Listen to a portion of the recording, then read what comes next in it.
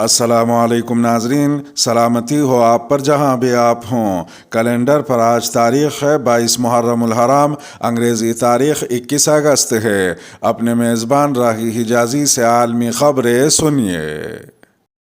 عمران خان کی تقریر توہین عدالت، مقدمہ درج کرنے کے لیے درخواست۔ حکومتی اتحاد میں شامل سیاسی جماعتوں نے ایک مشترکہ بیان میں عمران خان کی اسلام آباد میں تقریر کے دوران سرکاری ملازمین کو دھمکیاں دینے پر مذمت کی ہے۔ مشترکہ بیان میں مزید کہا گیا کہ عمران خان نے ہفتے کی رات اسلام آباد کے F9 پارک میں جلسے سے خطاب میں ایک خاتون مجسٹریٹ کو ان کا نام لے کر دھمکی دی، جبکہ اسلام آباد کے IG اور DIG کو مخاطب کر کے ڈرانے کی کوشش کی۔ حکومتی اتحاد میں شامل سیاسی جماعتوں کے اس بیان کے مطابق یہ دھمکیاں کھلی غنڈہ گردی اور لاقانونیت ہے۔ مشترکہ بیان میں اعلیٰ عدلیہ سے اپیل کی گئی ہے کہ وہ خاتون مجسٹریٹ کو نام لے کر دھمکی دینے پر از خود نوٹس لے۔ بیان میں مزید کہا گیا کہ وزیر داخلہ سرکاری کاموں میں مداخلت اور قانون کے مطابق فرائض انجام دینے والے افسروں اور سرکاری عملے کو دھمکیاں دینے پر عمران خان اور ان کے ساتھیوں کے خلاف قانونی کارروائی کریں اور انہیں قانون اور آئین کا پابند بنایا جائے۔ واضح رہے کہ اس سے قبل اسلام آباد کی ایڈیشنل سیشن جج زیبا چودھری IG اور DIG پولیس کو مبینہ دھمکی دینے پر پاکستان تحریک انصاف کے چیئرمین اور سابق وزیر اعظم عمران خان کے خلاف مقدمے کے اندراج کے لیے اسلام آباد کے تھانہ رمنا میں درخواست دے دی گئی۔ ضلعی عدالتوں کے وکیل ضیاء گوندل نے اپنی درخواست میں کہا کہ عمران خان نے ایڈیشنل سیشن جج اور اسلام آباد پولیس کے خلاف دھمکی آمیز تقریر کی جو توہین عدالت اور دہشت گردی کے زمرے میں آتی ہے۔ اس بیان سے عدلیہ اور بار کا وقار مجروح ہوا۔ درخواست میں مزید کہا گیا کہ ایسے بیانات دے کر لوگوں کو معزز جج اور IG اسلام آباد کے خلاف اکسانے اور نفرت پیدا کرنے کی کوشش کی گئی۔ درخواست کے مطابق عمران خان کے بیانات اداروں کی ساکھ کو نقصان پہنچا رہے ہیں۔ درخواست میں گزارش کی گئی کہ عدلیہ کی ساکھ خراب کرنے، معزز جج صاحبہ کو دھمکی دینے، عوام کو فوج، عدلیہ اور پولیس کے خلاف نفرت انگیز تقریر کر کے بغاوت پر اکسانے اور اداروں کے خلاف نفرت پیدا کرنے پر مقدمے کا اندراج کر کے عمران خان کو گرفتار کر کے قرار واقعی سزا دی جائے۔ پولیس نے درخواست کو نمبر لگا دیا ہے۔ عمران خان کے سلمان رشدی ملعون کے حق میں بیان کی سخت مذمت کرتے ہیں۔ عالمی مجلس تحفظ ختم نبوت کے رہنماؤں کا کہنا ہے کہ گستاخ رسول سلمان رشدی دنیا بھر کے مسلمانوں کے جذبات کو مشتعل کرنے کا مجرم ہے۔ سابق وزیر اعظم عمران خان کا اس ملعون کے حق میں بیان دینا سخت قابل مذمت اور انتہائی قابل تشویش ہے۔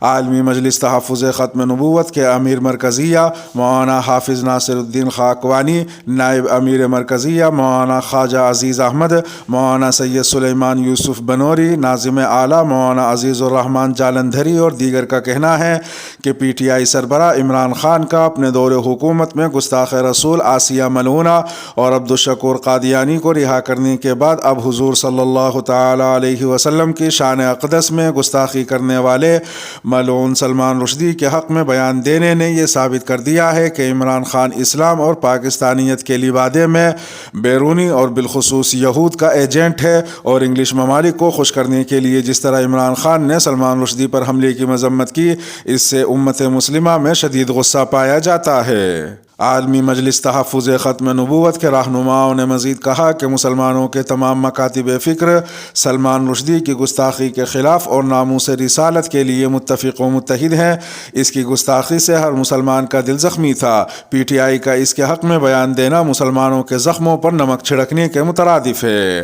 عالمی مجلس تحفظ ختم نبوت کے رہنماؤں کا یہ بھی کہنا تھا کہ اسلام تشدد کے خلاف ہے، لیکن اگر سلمان رشدی، تسلیمہ نسرین، آسیہ مسیح اور عبدالشکور قادیانی جیسے کرداروں کو مغرب یعنی امریکہ اور یورپ پناہ نہ دے بلکہ انہیں انصاف کے کٹہرے میں کھڑا کرے اور کائنات کی عظیم ترین شخصیت کی گستاخی کرنے پر سزا دے تو کبھی اس طرح کی صورتحال پیدا نہ ہو۔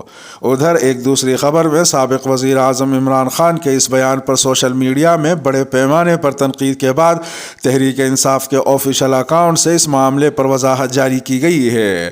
وضاحتی بیان میں عمران خان نے کہا کہ میرے بیان کو سیاق و سواق سے ہٹ کر پیش کیا گیا۔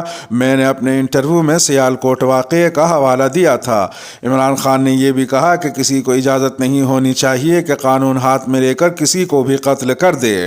دوسری جانب برطانوی اخبار دی گارجین نے شاتم رسول رشدی سے متعلق بیان کو سیاق و سباق سے ہٹ کر پیش کرنے کے عمران خان کے اس دعوے کی تردید کر دی ہے۔ دی گارجین کے ورلڈ افیئر ایڈیٹرز نے کہا کہ اخبار نے عمران خان کے بیان کو غلط نقل نہیں کیا اور ہم اس انٹرویو کے متن پر قائم ہیں۔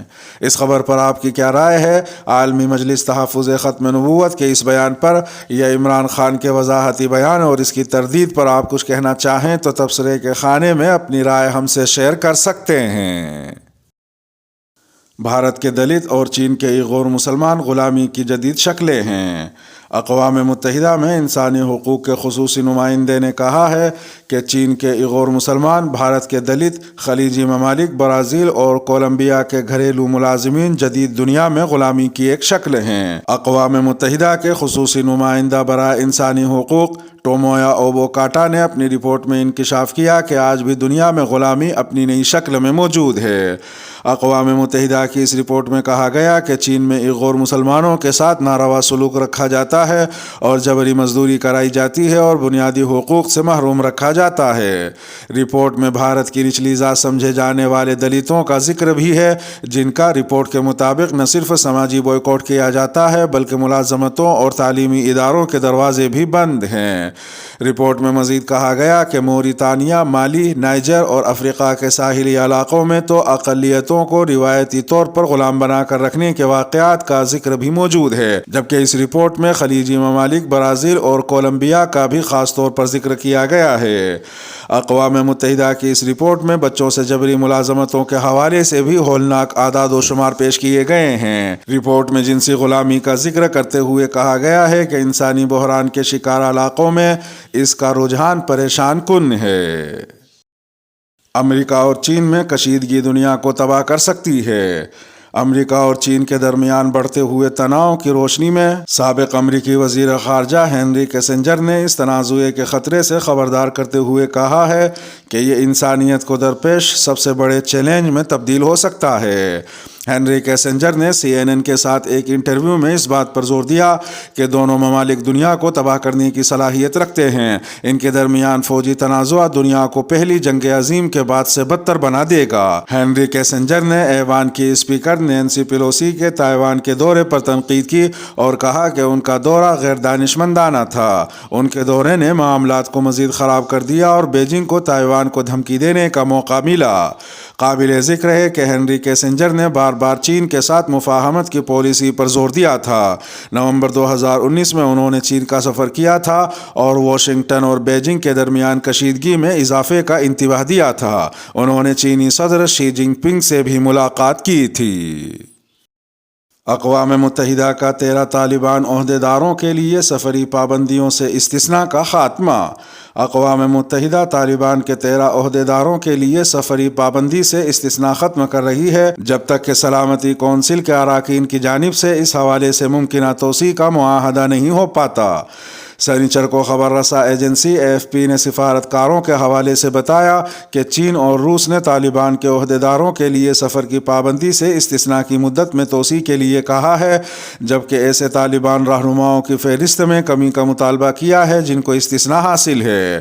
واضح رہے کہ اقوام متحدہ کی سلامتی کونسل کی 2011 کی قرارداد کے تحت 135 طالبان عہدیداروں پر پابندیاں عائد ہیں جن کے اثاثے بھی منجمد ہیں، تاہم ان میں سے 13 کو سفری پابندی سے استثناء دیا گیا تھا تاکہ وہ بیرون ملک دوسرے ممالک کے عہدیداروں سے مل سکیں۔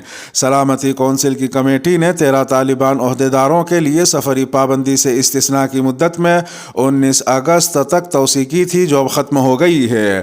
اب اس پابندی سے استثناء کی مدت میں مزید توسیع کی جانی ہے اور کمیٹی میں شامل آئرلینڈ نے اس پر اعتراض کیا ہے۔ سفارتی ذرائع نے AFP کو بتایا کہ سلامتی کونسل کی کمیٹی میں تازہ ترین تجویزیات یہ ہے کہ صرف 6 طالبان عہدیداروں کو سفارتی وجوہات کی بنا پر سفر کرنے کی اجازت دی جائے۔